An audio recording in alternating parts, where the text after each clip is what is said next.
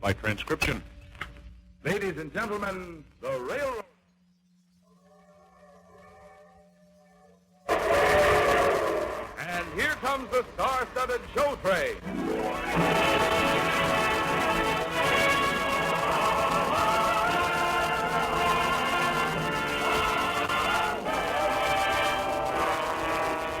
Tonight, the Association of American Railroads presents the romantic Franz Lehar operetta, The Count of Luxembourg, starring Gordon MacRae and his two guests, Nadine Connor and Jack Kirkwood.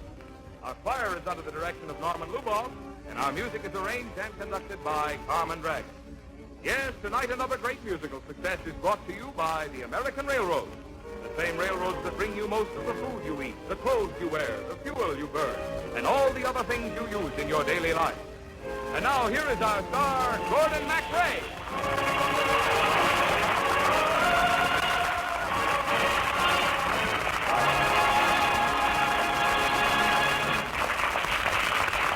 Thank you, Marvin Miller. And good evening, ladies and gentlemen.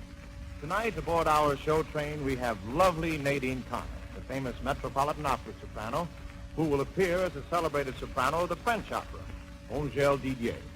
Jack Kirkwood plays her aged fiancé, the Grand Duke. And I am René, the ne'er-do-well Count of Luxembourg.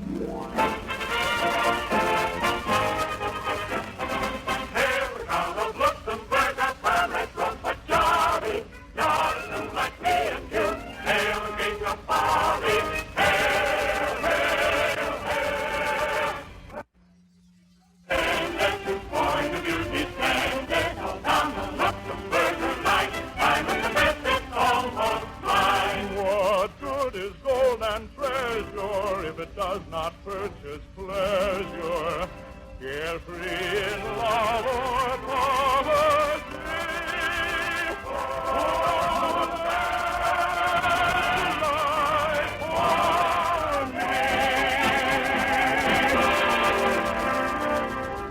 Yes, I am the Count of Luxembourg, and in the days I am about to recount for you, I was completely penniless. That's why I read with great interest the letter that was sent to me.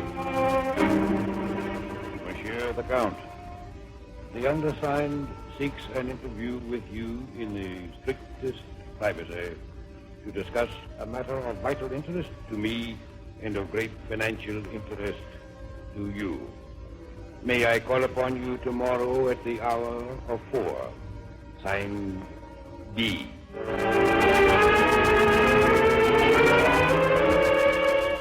I didn't know who B was, but I was more than receptive to any idea that promised to be to my financial benefit. And so, the next day we met. You are without funds, monsieur. I am indeed. I think I may be able to remedy that situation for you. Monsieur, though you do not resemble them in any way, you have just achieved all the mystery and lure of the sirens of old. I am Duke Vasil Vasilovich. Well, that can't be helped. What do I have to do to get the money? You have to get married. Married? Well, a fool and his money are soon parted. I didn't have your money long, did I, Your Highness? Good day. It was nice to have met you. Oh, you don't understand. A marriage would be a mere formality, purely temporary, in order that you might get a divorce. Do you understand? No. No. Well, I wish you to marry a certain lady, by which process she will acquire your title and become a countess. You are to leave her at the altar and go abroad for 3 months so that she may divorce you on the grounds of desertion. You see, the Emperor will only permit me to marry a woman of title. You guarantee that she will divorce you? Oh, I guarantee it. And here is a certified check for 500,000 francs. Do you accept? I accept. Ah, good. I will go at once and make all the arrangements for you to be married this afternoon.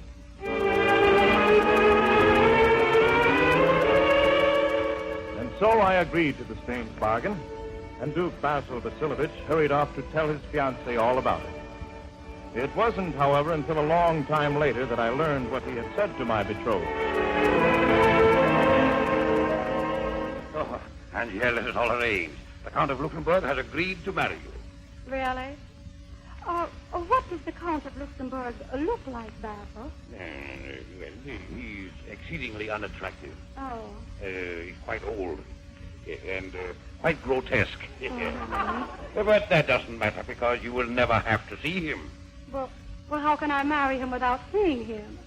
You'll be married with a screen between you. Oh, I see. Yes. Well, I must hurry now with the arrangements. The wedding will take place at 4 today. Today? Yes, the sooner the better. I'll be back to call for you before the appointed hour. Goodbye, my dear. I shan't be long.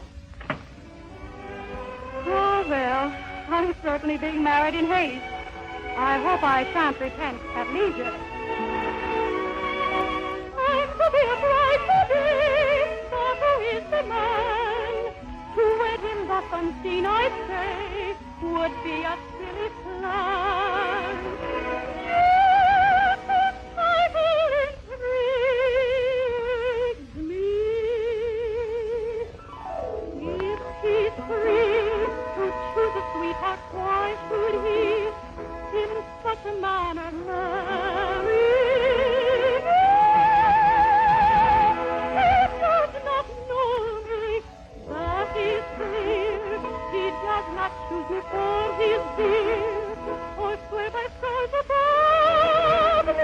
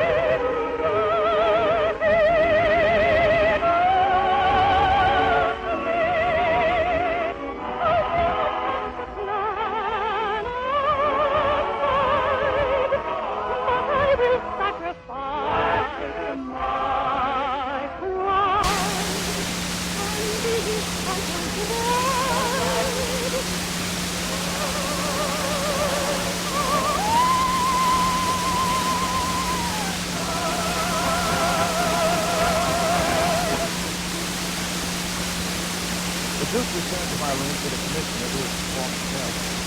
I asked him, being somewhat curious, if my bride was beautiful. And he told me she was quite old and unattractive, and that he was marrying her out of the kindness of his heart. The Duke then asked that both of us wear dominoes and masks. And so, promptly at 4, my bride and I took our places on either side of a large screen, with the commissioner between us. And the marriage shall be declared legally performed and binding to both parties. Monsieur, name to be filled in afterwards, and Mademoiselle. Feels ashamed to wed, but to be parted. We're very brave to wed like this, and part and never falter. But think of all the woes we miss by parting at the altar. Our wedding, it would seem, is a matrimonial dream. I go here, you go there.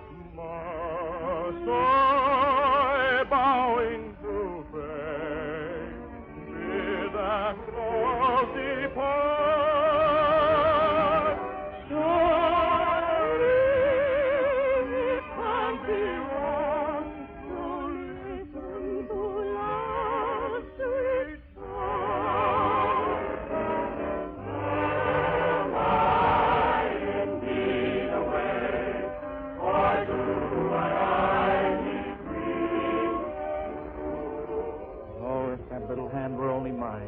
Please, monsieur, remember our agreement. You are never to see each other again. Au revoir, monsieur. Come, my dear. Very well, Basil. Goodbye, monsieur. Goodbye.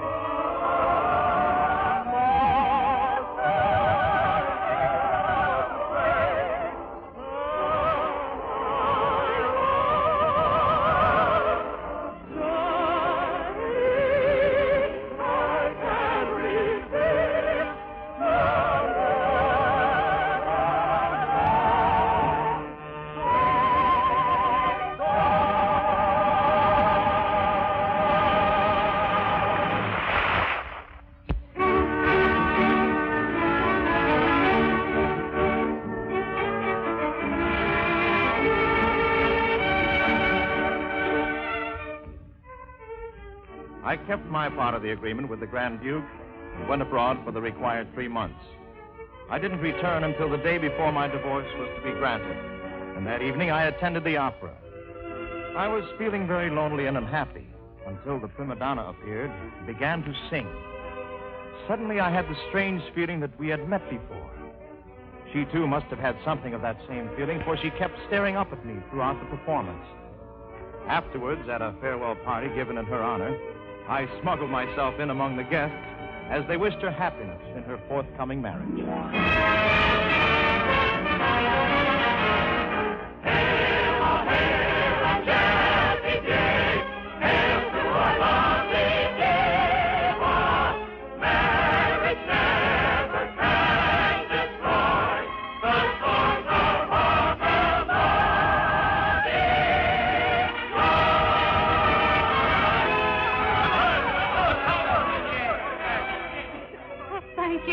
Thank you, my friends. And now, if you will all go into the ballroom, the orchestra is ready for the first waltz.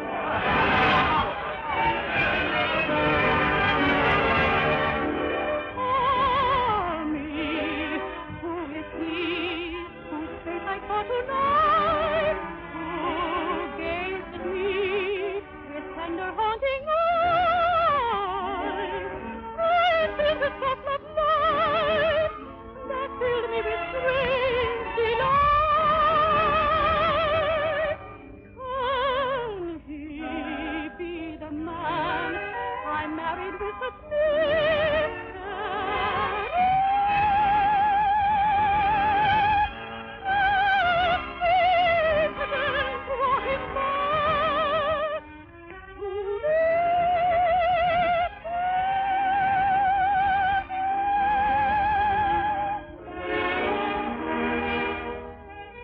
Madame, would you give me the honor of this waltz?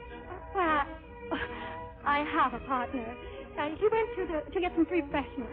Well, then you are free for the moment. Yes, for the moment. I've waited a long time for this waltz. At least I think I've waited a long time for this waltz. If you are the woman I believe you to be. Monsieur, if you have any intention in declaring a liking for me, I fear you are presuming on a rather short acquaintance. A short acquaintance? Madame, you are the woman I have dreamed all my life of finding. I'm sure of it.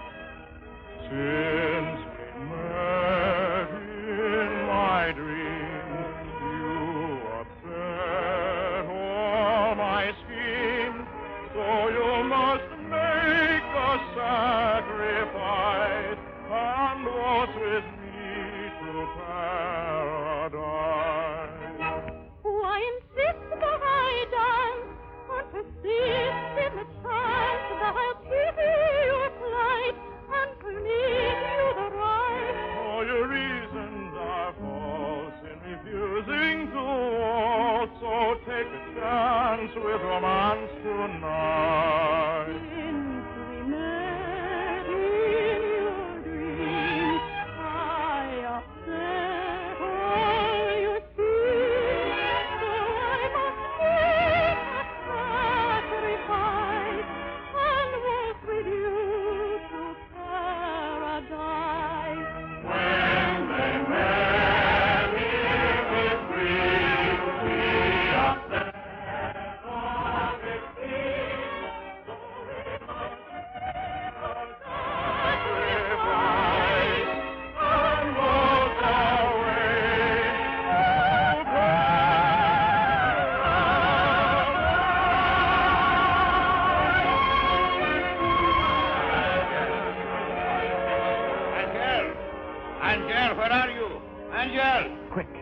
out on the balcony.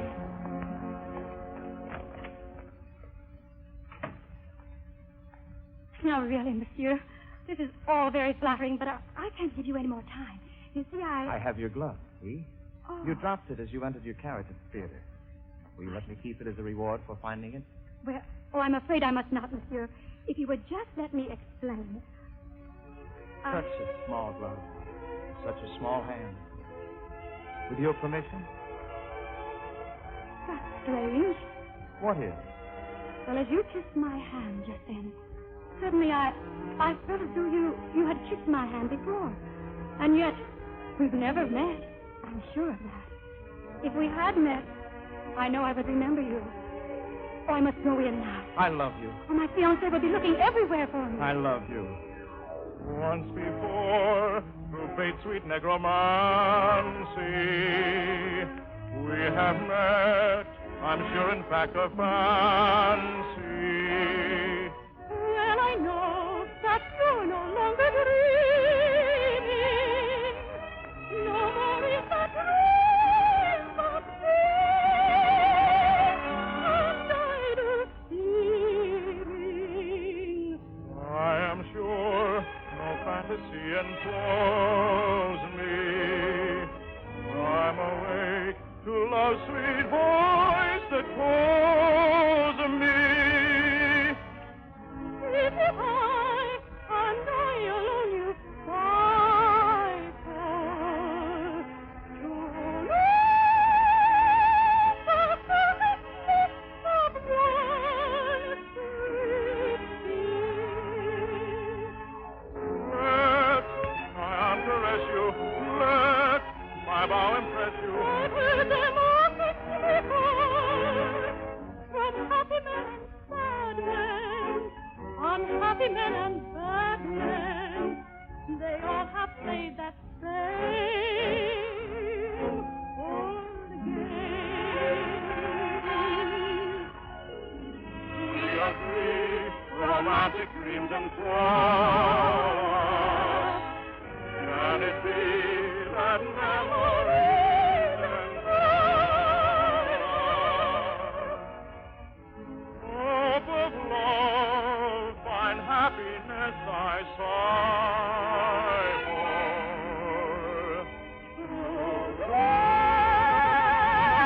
In paradise, where love never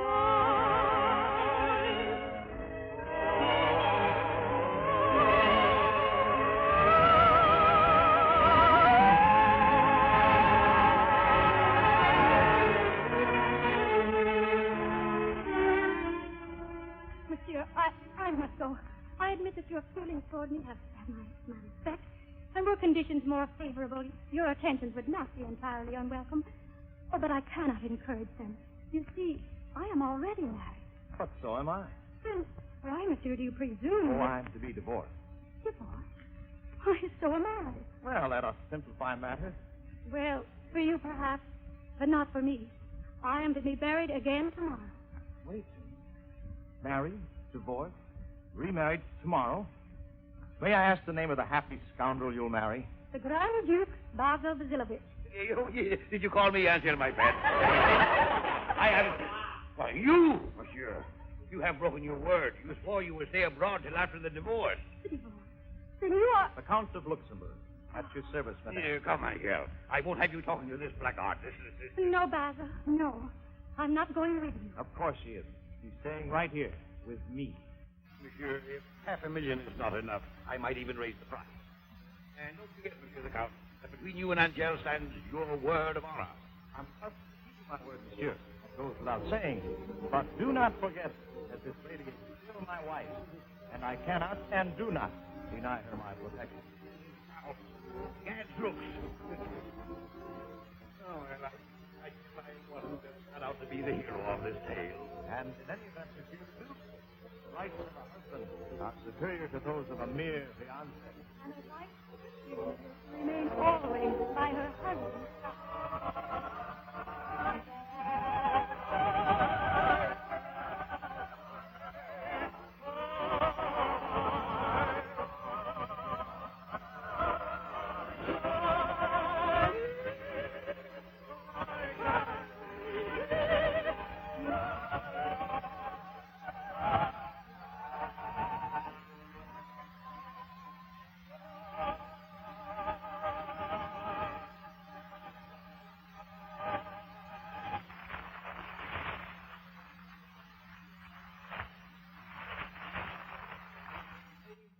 Jack Kirkwood will be back in just a moment.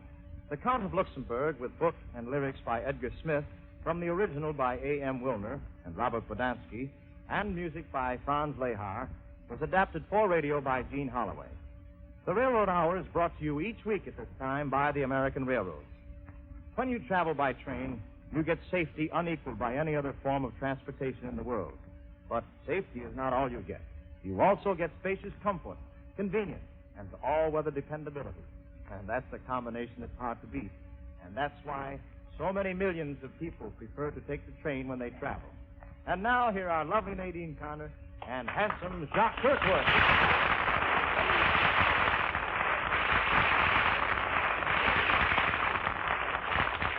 Well, Nadine, it was wonderful having you back on the Railroad Hour again. Truly, we've missed you. Well, I've had a very busy season, Gordon. But I've been listening to you each week and looking forward to this return visit from the Count of Luxembourg. Well, this makes my third trip on the show train, Gordon. But I'm beginning to get a little bit discouraged. Why, Jack? I always lose the girl to you. Maybe I ought to learn to sing. I go here, you go. Now, wait a minute.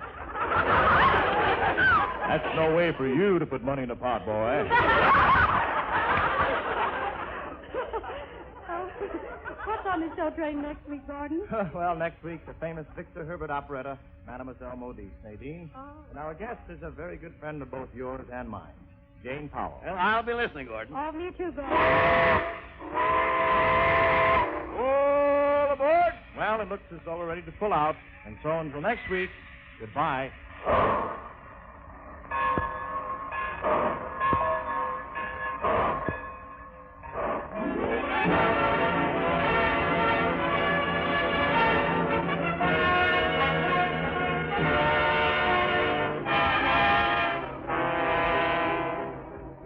The Count of Luxembourg was presented by arrangement with Century Library Incorporated of New York. Gordon MacRae appeared by arrangement with Warner Brothers, producers of The Hasty Heart, starring Ronald Reagan, Patricia Neal, and Richard Todd. Jack Kirkwood appeared through the courtesy of Lever Brothers' Bob Hope program. Our choir is under the direction of Norman Luboff, and our music is arranged and conducted by Carmen Dragon. This is Marvin Miller saying goodbye until next week for the American Railroad. And now keep tuned for your Monday night of music on NBC.